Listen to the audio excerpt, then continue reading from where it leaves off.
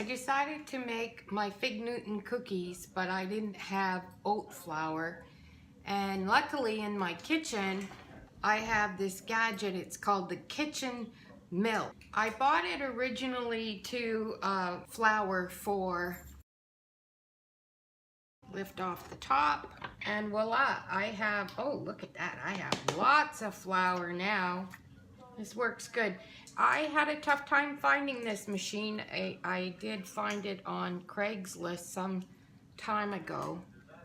I don't know that the average household would ever consider owning this kind of machine, but today it was perfect for what I needed. I could even make my own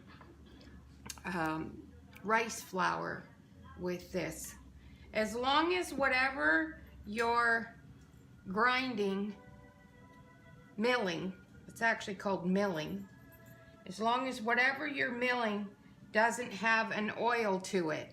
So in other words, flax seeds are oily, so I could not mill a flax seed with this machine, but I can definitely mill dried beans, apparently kidney beans, chickpeas, all the dried peas slash beans, I can mill and make flour out of them, which otherwise would be impossible to source.